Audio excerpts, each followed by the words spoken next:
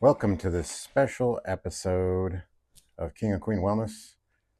We decided to take it outside because it's a very nice day for us. It's kind of the start of the nice season for us. You know, being the Pacific Northwest, it rains a lot, cloudy a lot. So we're sitting here in 85-ish degrees and sun, and we just wanted to be outside. And it's not going to be our typical one, but we'll see how it goes, see how you guys like it. But today, what we wanted to talk about is something that's been coming up in our lives, at least come up in my life quite a bit. That is interesting because I talk to other people about this, and it seems very foreign, but to me, it seems obvious. And what I'm talking about is what makes a person happy. And a lot of people I'm talking to think that what makes them happy is accumulating things, having material possessions, or going on vacations, having a car, having a house, having a wife, having things around you. So this is my exceptionally beautiful wife. That she looks so good, doesn't she? Uh, but Thanks, she's here. babe. She's here today. She is an expert on this subject, one of the leading experts on this subject. Wow. I say. So what are your thoughts on the subject, Carol Lee? Well, there's so many thoughts on that subject, and it's um interesting because I think that material possessions are nice, and um of course you want a car that runs so you can get to your job, and that gets good gas mileage. I mean, there are all sorts of great things that material things can provide in life, but I think true happiness comes from loving yourself and doing hard things and getting out of your comfort zone. And I don't think it comes from material possessions. Yeah, I would actually argue that the more a person desires material possessions, the less happy they would be. And I guess I just get that because I feel like the best way to become, well, the best way to not rely on happiness is to find internal happiness. And if your happiness is dependent on things or situations, well, what happens when those things are taken away? Now you don't, everything was based upon that, right? Yeah. So I think that's setting yourself up for failure. But what if you found it internally? And what if you didn't depend on it at all? In fact, what if just everything that you thought happiness was had nothing to do with it? In fact, like I feel like a lot of things I would credit my happiness to is not wanting things, because I think one of the biggest problems is when you want things, there's never an end to that. There's never there's never a point where you're going to say I have everything. Yeah. I don't think. Maybe I mean, Elon Musk obviously could have everything he wants, but what happens then when he's not happy and he can have anything and everything? Then what? He's what's he going to look for? The next thing to buy? He can't. So where's if he's not happy, where's his happiness going to come from? Yeah. So it's interesting to me. I think it's set up for failure. And we watch a lot of travel vlogs where people travel the world, and there's people that have absolutely nothing, and they look very happy. I just got back from Thailand where most people don't have a lot, and most people there were very happy. But then you come to the United States where we have quite a bit money wise, and there's a lot of unhappy people. So how does that fit in? But have you ever subscribed to the idea that things would make you happy, and have you ever pursued those things? Well, I wouldn't say I was a materialist, but for sure, like in my youth, like I wanted a Chevy Silverado pickup, and I had desires, um, for sure. And did you think they were going to make you happy when you finally got No, them? but I had desires to obtain things. And no, it wasn't to fulfill something I was missing, but I enjoyed vehicles.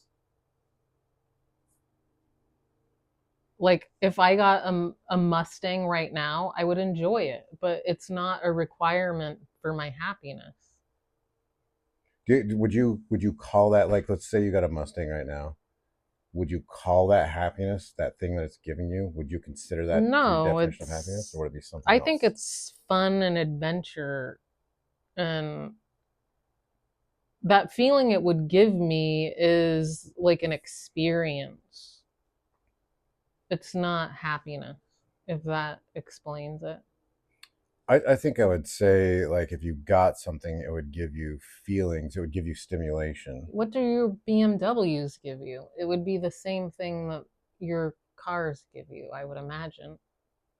Well, they give me a lot because I work on them and I build them, so they give me a lot more than just, like, if I bought something I wanted, these give me more because they give me projects, they give me things to think about, Yeah, it's your their job, a hobbies. hobby. Yeah, Yeah. they give me a lot more. But if I just bought something like a new phone, say, I'm a horrible example because a new phone does nothing for me. In fact, I Well, I don't would want it to. argue, does it do something for anyone other than the fact of just getting the next phone? Because it usually isn't any different than the last phone. Well, I think that people get tangled up in that idea because I think it does give them other things such as social status, self worth. It's all these things, and I think that's what we're talking about is happiness, self worth, uh, in a weird way, social stat. That should all come from the inside.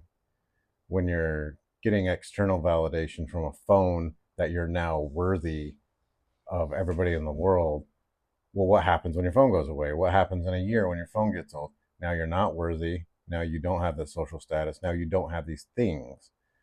So, but if you did the hard work and you were like, thought about yourself and who you are, and you found self worth that way, that can't be taken from you. Yeah, I actually had to ask myself something about that when I was working out all the time and maintaining an athletic figure. If Hmm. I was wrapped up in, like, if I found my worthiness in that. And like, I think you do need to look at, there are other things that can do that to you too, other than materialism. That's actually an interesting example, though, because it's something that you are working for and giving to yourself, but that also can be taken away. It can. Like, you get an injury, which has happened to me, Yeah. and that was a perfect example. When I broke my wrist, I refused to quit working out for a while, and it set me back from healing because I was so, I would say I was addicted to the to working out. Like, Yeah. I didn't want to stop. I guess I was addicted to the feeling it gave me, but then I had to, like, quit doing it for a while. They told me not to run, and I ran. They're like, the bouncing up and down of the running right now isn't good for you. And I was like, I can handle it. But I mean, I think there are other things that you have to take a look at in yourself and see if, like, your ego is wrapped up in it. And I'm not sure mine was like my ego more than maybe I was so, that's what I did. And it was kind of my identity a bit. Like, I did that 2.5 hours a day, every day, at least 6 days a week. So I know it's maybe not the exact same thing, but I think it could be. Yeah, well, that brings up a lot of interesting thoughts because, like you're saying, who are you, and that can be taken away. and what's your identity and what's your ego and all that's interesting. It's kind of like we were having a conversation earlier that was like, if you're here and you're not the best person, or maybe you work out every day and you have an amazing toned fit body, and then you become a paraplegic and you get fat and you sit in a wheelchair, is that a reason to be unhappy? Well, I mean, that's a tough one. I mean, that would be an inner journey for Yeah. like I remember seeing this girl who got her, I don't know if it was both arms or one arm bit off by a shark. Do you remember that? And Yeah, I think she's a common story from Hawaii or something like that. she still surfed. I mean, that guy we went and saw who has no arms and no legs, and he is like one of the most confident men I've ever seen in my life. Or what about Christopher Reeves? Yeah, Christopher Reeves. Top of the world, like a very good looking man that's a movie star. He did not lose his morals and values when he stayed like a very strong man and a dad figure, and I don't think many people could do that in those circumstances, including myself. I think I would have a pity party for a while. Oh, for sure. So it's a lot to take a look at. Like, are you just this observer, and can you stand on your own without any of these things? More than material things. Yeah, well, I guess that makes me take a look at myself, and like, I'm kind of thinking like people that they have to have a Porsche, or they have to have a car, or they have to have clothes, or they have to have something to be happiness. Like, it kind of starts making me wondering about, like you're talking about, like, I gotta have fitness, I gotta have health, I've gotta have diet, I've gotta have this and this and this, and it's kind of like, well, maybe I need to kind of take a look at myself and like solidify some things, because I'm depending on a lot of things that could be stripped from me also. Yeah, it's kind of shocking to think about at times. To like, let's just say there was an apocalypse and you are scrounging for canned food at like grocery stores, that that's how you get your food. You may not be able to get fish in a stream one day, so you have to eat pork and beans every day. Like, is your identity, I think apocalypse is a very bad example because you're kind of just like sucking up life at that point and happy to have pork and beans. But like, we do identify a lot with health and diet, and if it was stripped away from you, like, what if you couldn't get healthy food? How would you feel? Because it would change your mentality a bit. Even, yeah, everything you talk about, even just being a burn victim, if you got a burn on your face, or um over the last few years, I mean, this is an interesting one for me, because my whole life I've been like, I will never lose my hair. My grandpa had hair, my dad had hair in his 60s. I'll never lose my hair. And then all of a sudden, like, the last whatever couple years, my hair started thinning, and then I'm like, oh no, I want my hair back. So it's like, but yeah, it makes me feel, I don't know if me losing my hair makes me feel insecure, but it makes me feel a certain way about, I don't want to like have hair in my head but not have hair in my head, if that makes sense. It does, and I can actually relate to that because I have loved my hair for 20 years mostly, except for about the last 4 years. I've had some very bad luck with hairdressers in the area, and I have nothing to complain about. I still have decent hair, but I haven't loved my hair. And I had to kind of come to grips with that and be like, Carol, you're not your hair. Because you're not. You should be able to cut your hair short and feel like the same person.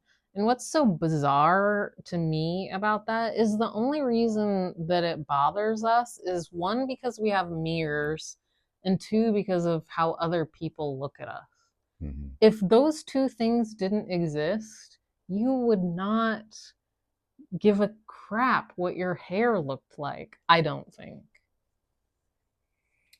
Yeah, well, I think I would kind of transition into like what is your idea of happiness? Where does your idea of happiness come from? And my answer to that would be gratitude. Gratitude brings happiness, I think, no matter what. And I think the reason I thought of that is you saying like I haven't been happy with my hair, but we have seen plenty of even younger women in this area literally like their hair is gone. Their That hair is was another thing that I kind of helped me be like, just love what you got because it could be way worse. it could always be way worse, and I think that's where you'd have to go if you're Christopher Reeves in a wheelchair. Is you have to think, what do I have? What am I grateful for? Because I think that's where depression or sadness or whatever comes from, is when you focus on that the things you don't have, the things you don't have, rather than the things that you do have. And I think that's like I'm saying that's the ultimate in gratitude. Well, the ultimate in happiness is when you have gratitude for everything. Like everything is like my hair. Like I can't believe like other women are losing their hair and I still am like I have it. Or I'm glad like my body, even though it's maturing, it's like gaining a couple pounds. But damn, like I'm glad I have my body in general, and I'm glad I look this way. It's Yeah, like that's what I do. Like, I wake up every morning and do just gratitude just for like waking up and breathing, like having a body that gets me from point A to point B, just very simple things. And I think it is important because you are lucky that you can just walk to the fucking mailbox. Like, you're seriously lucky. yeah, I'd say even like being grateful for just being able to breathe. And some people aren't able to breathe; they're on oxygen. But man, Yeah. are you grateful for your oxygen? Are you grateful for the technology that oxygen gave you, or you'd be dead? Well, another thing is there are massive cells and organs keeping you alive. Are you grateful for those? Yeah, Because it's pretty amazing and miraculous. yeah, I think so. But I think that's, to me, in the end, I think that's where happiness comes from, is gratitude. But I think it's also having the lack of desire, having the lack of want. And we talk about that Diogenes, philosopher that was like, that was his philosophy, right? Is like he just wanted less and he was happy. And that's where, I don't know if it like Caesar or whoever they said came to him and they're like, I think it was Caesar. went to him and he's like, well, I want to know how to be happy. And first of all, because that dude didn't want a bunch of things, nobody owned him. He was his own man. And so when somebody like Caesar comes, he's like, dude, you need an appointment to see me. Like, I make the rules because I'm the guy around here, and you have nothing to take. That you have nobody controlling you. Well, I don't know where I heard this, but um well, it's true. A free man is someone who has nothing. Yeah. Well, that's what I'm saying. To me, that's where happiness comes from: is the lack of want, the lack of need of things. That's what freedom is. Not wanting or needing things, being okay with what you have around you, but then being grateful for the things that you do have, even if you don't have a lot. I think that's, you can't go wrong with that. And that's what I'm saying is like, even if you have gratitude, I think if you constantly want things and you obsess about those things, it's easy to like, especially if you're looking at like social media and you're comparing yourself to other people on private jets and stuff. You're like, I just want a private jet. Like, man, that's not a enjoyable feeling. Like wanting stuff that ever, and it's all fake too, right? It's all like nobody has private jets. They're just renting the jet out, and I think there are people, but most of the people on Instagram, like the people who really have jets, aren't posting it on Instagram. yeah, But yeah, I agree with you. Being grateful for what you have because we've talked about this. When I my happiest time has been the times I've had the least. yeah, We've both talked about that when I left my ex-husband and had this tiny little condo and lived off $100 a month. I was so happy. And man, I was grateful for everything. And I found bargains. Like when I did, like, I needed a lamp so I could study because my condo was really dark. And I like found a broken lamp at Lowe's and it cost me like $20. And I freaking loved that lamp. Yeah, well, you're just grateful that you could have a lamp, right? Yeah. I mean, yeah, I was about to go to Value Village, but yeah.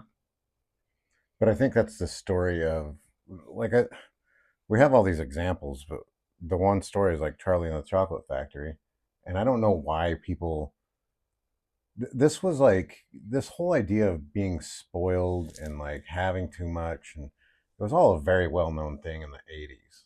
They had Yeah, movies don't about it. spoil your kids. Yeah, well, they had movies. They had like people would know these things, and all of a sudden it kind of went away where it was like, what are you talking about? Like people forgot, and I've always been like, how did we forget these lessons? But Charlie and the Chocolate Factory was about a kid who was extremely in poverty. Like the movies show him sleeping in the attic without a roof and it would like rain on his face. You know, he didn't have anything. They ate cabbage soup. He had both his grandma and grandpa sleeping in the same bed, living in his house. You know, and so this kid got a chocolate bar once a year. But when he had that chocolate bar once a year, he would share it and he was so grateful. And it probably took him like 6 months to eat it because he'd savor every bite. Like, think about like being present in the moment. Like, he was present in the moment with every bite, which that'll bring you gratitude, For sure. you know. But so there's a lot of like examples of like how to be grateful just by showing him how poor he was. But what about all the other characters in that movie where they're just like, give me my candy bar? You know, it's like that was also well known that you were a little snot if you got too much. Yeah.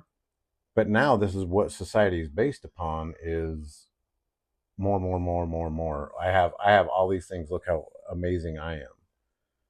So I've never understood why we learn these lessons or why we've unlearned these lessons and why everybody pushes for these things that we know that are bad for you. Yeah. I mean, I don't know. I mean, it's capitalism, I guess. Yeah, and I guess that's one interesting thing we watched too was on the body positivity people and how that one lady that was arguing it, she was bringing up that body positivity is greatly pushed by corporate America to get you to accept being overweight. And Be- buy their junk food. yeah, because then you eat more and you eat more crap, and so it's like an agenda that's been pushed to make money. But that very well could be the same thing with consuming more. Is it's just propaganda that's been pushed by corporations, so you'll buy more. But man, I feel like we're so unhappy because of that. Well, I mean, look at when we saw that thing on the light bulbs, how they purposely worked together to say light bulbs were only worth so long or whatever, and they could have made them worth a lifetime.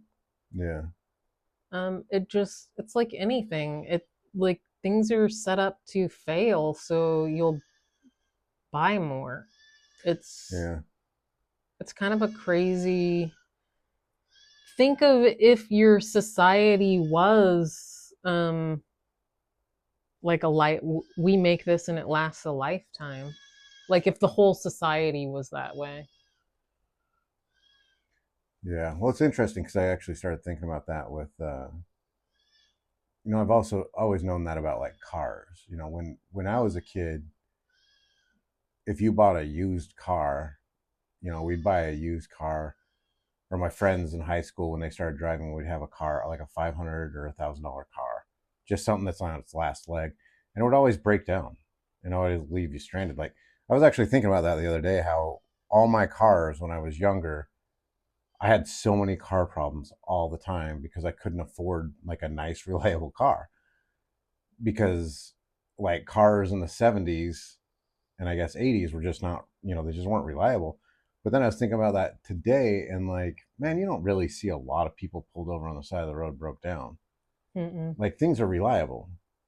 And I was even thinking about that with the lawnmower, the riding lawnmower, this John Deere lawnmower. And I was thinking like, I wonder because of the engine technology and the car technology, everything's gotten so good that everything's just so reliable. I started thinking like, man, I wonder if they have started toning cars down and lawnmowers down where it's an interesting thought because I'm going off on a rant here, I guess, but it's an interesting thought because you want to have an amazing brand that has amazing products, right? But you can't make something that lasts forever, or can you?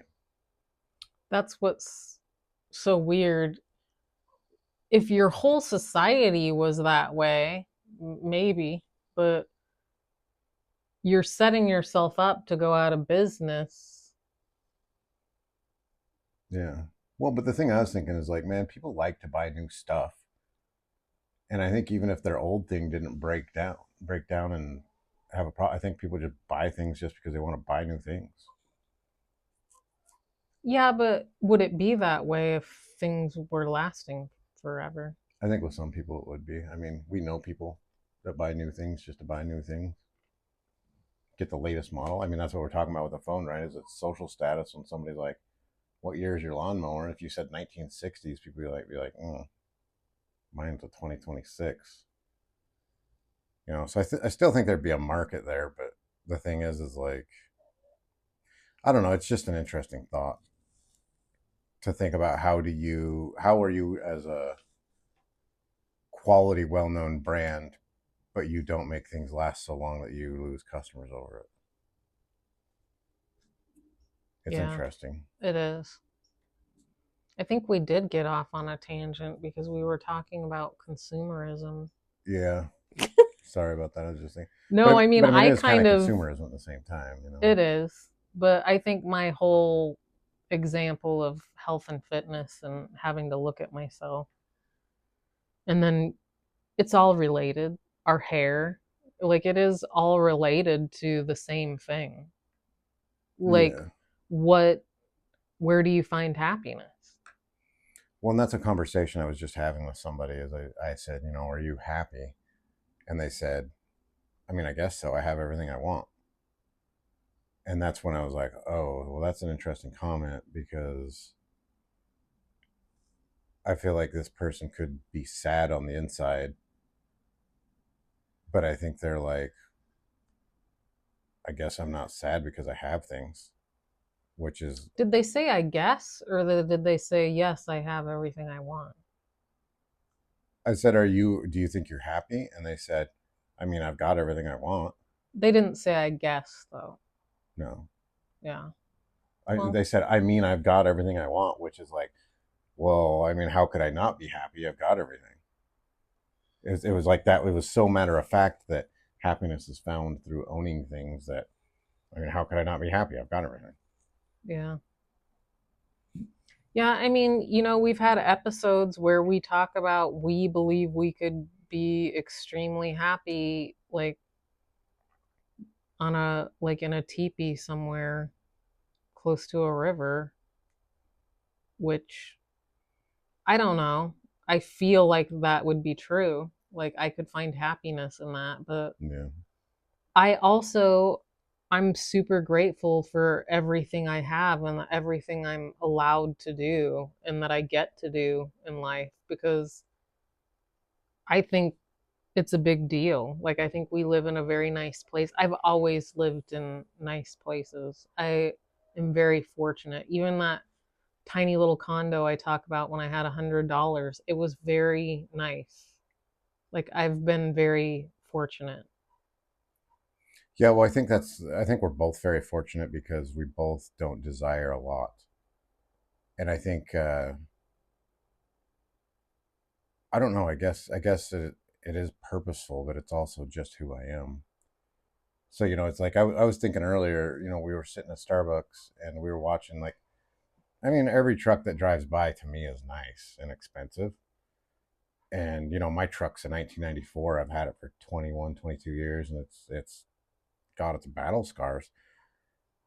but I feel very fortunate because I was thinking like I don't want that new truck. Like if I got a new truck, it would be like a 1975 Ford for like $1,000. And the thing is I'm not just going to own that because that's what I can do or I have to, but I actually enjoy that. Yeah. I enjoy like a 1975 like basic car that's a little rough around the edges, something I can just load a bunch of gravel in and scratch it, and to me it's enjoyable. Like I really like that. So I feel really fortunate that I feel like I'm a step ahead because I don't want things that are expensive. It doesn't do anything for me like a new phone. My thing is I can have things or not. Like it doesn't it's not a requirement. I've had a Mustang. It was a lot of fun. And then I didn't have a Mustang and its life is still a lot of fun. I don't need those things for fulfillment. I do get fulfillment through like pushing myself outside of my comfort zone and you know keeping things nice and organized and working on myself and looking at the hard things. Even like I said, when I kind of had to take a look at myself when I broke my wrist and go, you're being ridiculous. Like, this is ridiculous. Yeah. This is not normal. And I had to take a look at that. And so I enjoy looking at those things that some people could be like, think they're ugly or not want to face it. Yeah. It's interesting. Another aspect of not having everything you want, I think, is I think like it's contradictory what I was just saying because I think like not wanting is a way to be happy, but also wanting is a way to be happy because it can drive you and it can make you do things and be productive, and it can kind of give you things in a certain way. So it's like I guess thinking about that, the question is the only thing you really don't want is to have everything? Because I can see benefits in wanting things, a lot of benefits in wanting things, and I can also see benefits in not wanting things, but I can't see a lot of benefits in just having things. Yeah, because when you first said that about like an airplane, somebody owning a corporate jet, I kind of thought about that the way that kid walks around and talks to billionaires. Yeah, And a lot of those billionaires have their heads on straight. yeah, And they know that this money is not what's giving, and not all of them, but a lot of them are like, I'm fortunate, I take care of my employees, they're like giving back. And like, so I think there's something to be said about these people wanted to create something and had a purpose, so they had a drive, but it was more than the materialism of wanting things. They like wanted to bring value to the world, but they still have things. But they're still like level headed and could lose the things and still be okay. yeah. Well, I think it all comes back down to balance because I think well, you can figure out what makes you happy. I'm not the judge, but there's a lot of like business owners too that they just obsess about work and that's why they're rich. Yeah. And that's not going to bring you happiness either. It's like you got to have balance. You got to be, I mean, if that's really what you want is to be happy by overworking, then I mean, okay, I but think it's easy to get lost in that because I I would have considered myself a workaholic in my younger years. And it was more of like that's what I thought you did. yeah, It wasn't really a choice that I made. It was, well, someone's got to do it, kind of. yeah, But I did find later that I don't know if I would call it regret, but a true understanding that overworking for me definitely is not where happiness is, and I missed out on many things from overworking. Yeah, that's the same for me. As I worked way too much, looking back on it. But I thought there was like I thought there was a delayed gratification aspect, which there was. But I thought there was a delayed gratification aspect where if I worked too much, then I could cruise control later in life, which did kind of work out like that. But the things I had to sacrifice when I was younger, and because when I was younger, yeah, I did want a brand new truck for sure, I did, and I watched all my friends get the brand new trucks, and I was just like, I'm not gonna do this because I mean I could see the cars are the best example I think of how they're not gonna make you happy because you own the thing and it costs you so much money and then it depreciates and it gets old and you got to do that over and over and over again. And I think that's the best way to go poor, which when you're on your fifth car, you have significantly less money than somebody who didn't do that. So it's going to go off on a tangent again, but it's like, I think delayed gratification gives you a lot of happiness too. I do too. Not having things and having that delayed gratification builds your will and it makes you a happier person. So it's, again, it's like not having things, but in that sense, you do want things, you just don't give it to yourself. That makes you happy. Yeah. So I just think the worst thing that could happen to you is to have things, which sounds Well, weird. It's contradicts the way you want. in our world too, it's not living within your means anymore. Like Yeah, people are like using credit cards to get these things that they believe will make them happy, but unfortunately what they're being sold, it's just a continuous, you can't fill that void because you're trying to get it outside yourself and it just doesn't work. yeah. Well, and that brings up an interesting idea because I think you pay for things to get things, and you're looking for the happiness that thing's going to give you. But one thing is, you just traded money, which money can represent many things, including security, because now you have a buffer if anything happens tomorrow. But you traded that security, you traded that money for that thing.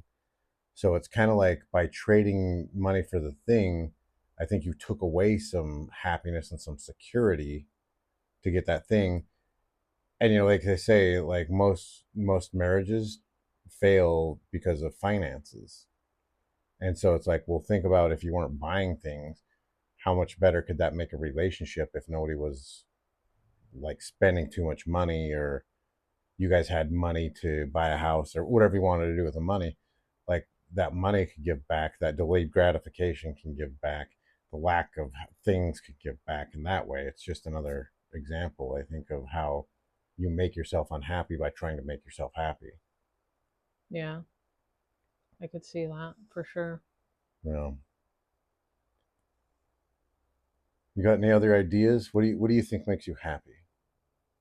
What would Like you? I said, for me, it's working on myself, growing, expanding. I like learning. I think spending time in nature is quite fulfilling and makes me happy. Like I can come out here in the morning and just have a cup of coffee and hear the birds and the little baby goats over there, and I find fulfillment in that. Oh, you do? You like the baby goats now? When they're not like, when they don't sound like crying babies and it's just like Uh, once or twice. When it's constant is when I don't like it. okay. But I think there's a lot of things to find fulfillment in. Like throughout my life, I remember when I found running, that was very fulfilling for me. And then I found weight training, and that was fulfilling.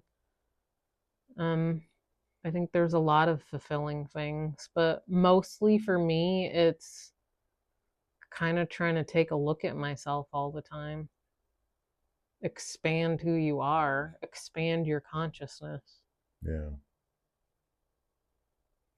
And you do a lot of meditation and gratitude and Gratitude every day, meditation I try to do it like several, God, those bees, several times a week. And I have other tools that I do. I think reading for me, like I just got the Neville Goddard book. I find fulfillment in relationships, like staying in touch with my dad is super important to me, the kids, your mom, like all of that is really important to me. And Yeah, I think human contact's a good one. Human relationships is a big one. I think we're all struggling on that too. I think that's another thing social media has really hurt us on. well, when I go to my aunt is in a home, and when I go there and I see like all the people that probably don't get visitors, I think it's so sad. And that's one reason why I go see my dad all the time is I want him to know that I'm there and I'll be there until he's not here anymore.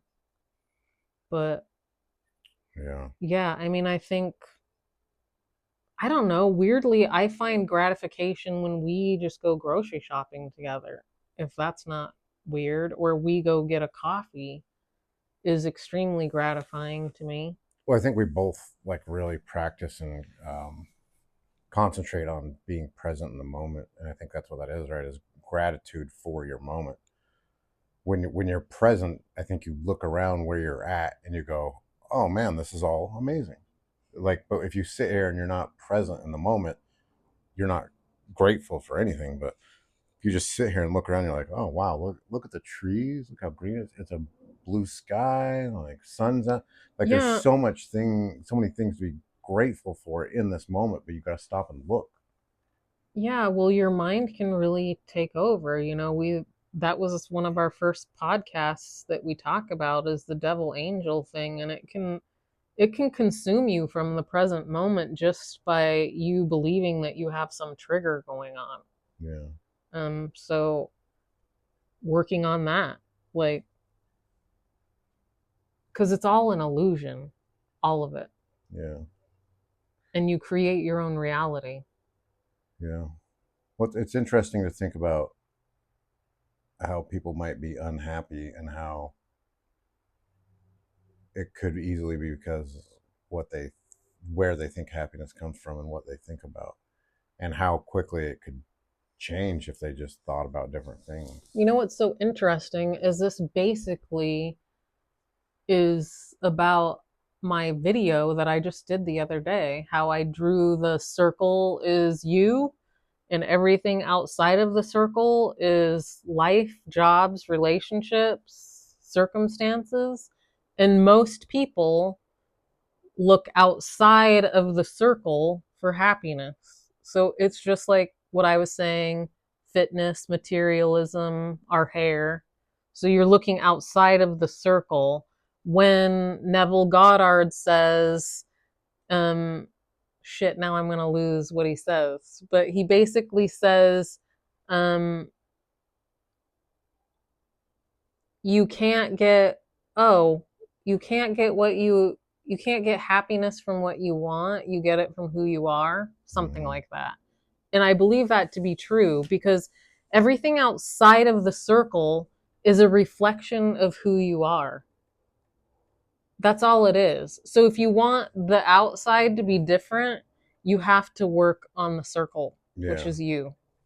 yeah, right. Well, I mean, if you want a good relationship, you have to change who you are to find that person, to attract that person, be with that person. So you have to change that to change the outside, like you're saying. Yeah. Yeah. Okay. Well, how do you feel? You got anything else to say? No, I think that sums it up. Okay. Well, You this is can't, our money doesn't buy happiness, but it's nice to have, but it doesn't make you happy. yeah. Well, and I think that's the funny part is you could be dirt poor and be happy. You can be, I truly believe that. but you can be extremely rich. You could be Elon Musk, literally the richest man in the world, and you could be unhappy. So it money doesn't hurt, but it doesn't solve everything either. Yeah. In fact, that's what my point's been is I feel like it could create more problems than it solves. Yeah, I mean, that's why people who win the lottery a lot of the times spend it all, like you said last time we did our podcast, Yeah, because they're grasping for these external things to make them happy. yeah, And this out here isn't going to reflect happiness until you're happy with what's inside. And a lot of the times we have these patterns that we just picked up along the way. They're not even necessarily yours.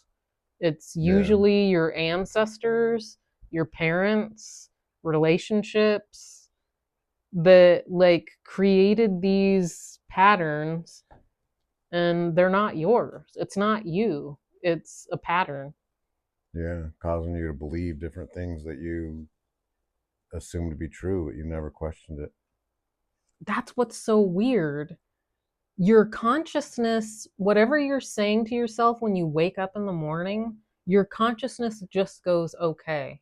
It doesn't go, are you sure? Are you sure you want to do this? And the best way I heard the analogy is you place the order to the factory, and the factory always delivers. So if you're waking up and you're going, my life is shit. I fucking hate my job. I can't believe I have to go there. My wife's a bitch.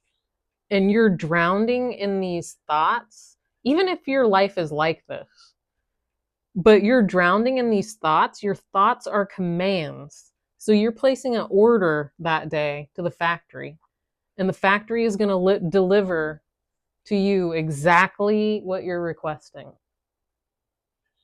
a shit wife, a shit job, and whatever else I said.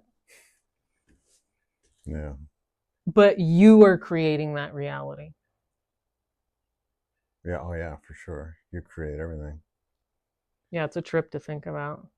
Yeah, well, that's the interesting part. Like I was saying, is you create everything, but it's also interesting if you understand that you can create other things. And I think people think a lot of times when they listen to us that we're kind of out there. And if you want to think that and you don't think that you can make changes, that's cool. But I would rather be the guy that thinks I can and know that I can. I have. Even if you just gave it a try for 30 days, like Yeah. what do you have to lose? Yeah. I don't think you have anything to lose to go, even if there's a spark of interest to, all it is making a choice to think differently. But it even is not even that hard, because you can have the shit thoughts and all you have to do is not follow them. Like, just Yeah. let them pass. You don't even have to be hard on yourself about it. Yeah. Well, it's like I was saying, like I think like the quickest ways to gratitude or quickest way to happiness is gratitude. And it's something that we used to do where we could not say anything but positive things for the first like whatever hour of the day. And my whole day would go amazing when I did that. And I think if anybody was watching this and they think you're full of crap, do that. Just wake up and say, I can't think or say anything that's not extremely positive for an hour. And it changed my life. It made some of the best days of my life. Dude, I'm doing this ritual with a friend, and it's every day, morning and night. And you basically say, I am whatever, because Neville Goddard talks about the I am statement being a declaration. And I believe that to be true. So you are declaring something. So I think we've been doing this for about a month, and it has insanely changed, like at a cellular level.